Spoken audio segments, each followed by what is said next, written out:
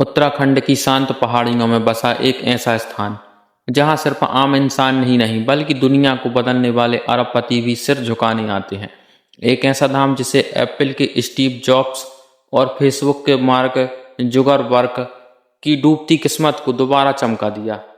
हम बात कर रहे हैं कैंची धाम की और उस महान संत की जिन्हें दुनिया नीम करौली बाबा के नाम से जानती है।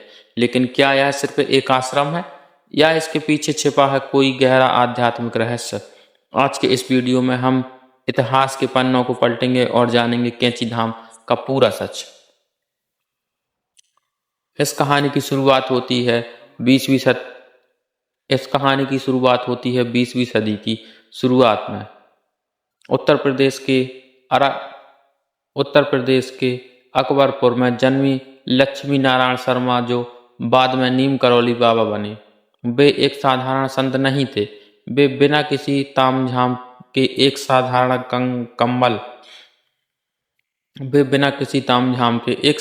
कंबल ओढ़कर रहते थे। लोग उन्हें भगवान हनुमान का अवतार मानते थे। कहा जाता है कि बाबा के पास चमत्कारी शक्तियां थीं, लेकिन उन्होंने कभी इसका दिखावा नहीं किया। वे जहां भी जाते वहां लोगों के दुख दूर हो जाते। और इसी यात्रा के दौरान साल 1961 में उन्होंने पहली बार नैनीताल के पास इस जगह पर अपने कदम रखे। साल 1964 में बाबा ने अपने परम मित्र साधु प्रेमी बाबा के साथ मिलकर यहाँ आश्रम की नींव रखी। लेकिन इसका नाम कैंची धाम क्यों पड़ा? दरअसल यह जगह जहाँ स्थित है वहाँ की सड़कें दो तीखे पहाड़ी मोड़ों से मिलकर एक कैंची की आकृति बनती है, इसीलिए इसे कैंची धाम कहा गया। इस धाम से कई चमत्कार जुड़े हैं। स्थानीय लोग बताते हैं कि एक बार आश्रम में भंडारे के दौरान घी कम पड़ गया।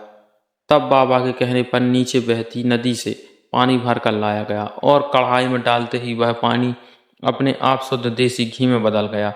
ऐसे कई किस्से हैं जो आज भी विज्ञान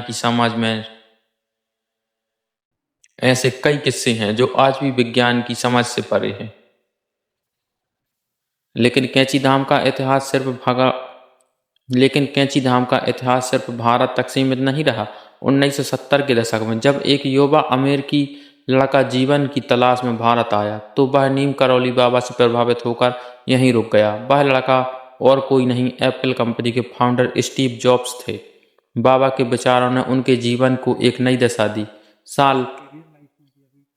सालों बाद जब 2015 में फेसबुक के संकट के दिनों में पीएम नरेंद्र मोदी अमेरिका गए तो मार्क जुगरबर्ग ने खुद यह बात कबूली थी कि स्टीव जॉब्स की सलाह पर वे कैंची धाम आए थे, जिसके बाद उनका पूरा नजरिया बदल गया और फेसबुक आज इस मुकाम पर है। बॉलीवुड अभिनेत्री जूलिया रॉबर्ट्स भी बाबा की बहुत बड़ी भक्त हैं। बाबा नीम करौली आज हमारे बीच शारीरिक मौजूद नहीं है। उन्होंने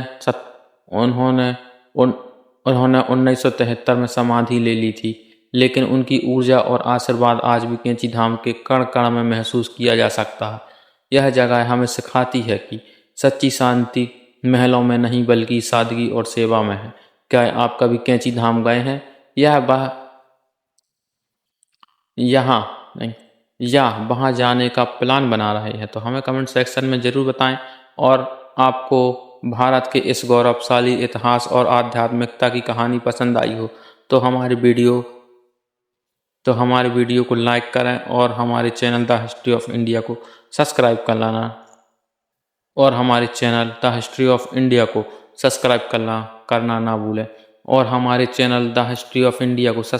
करना ना भूलें। जय बाबा।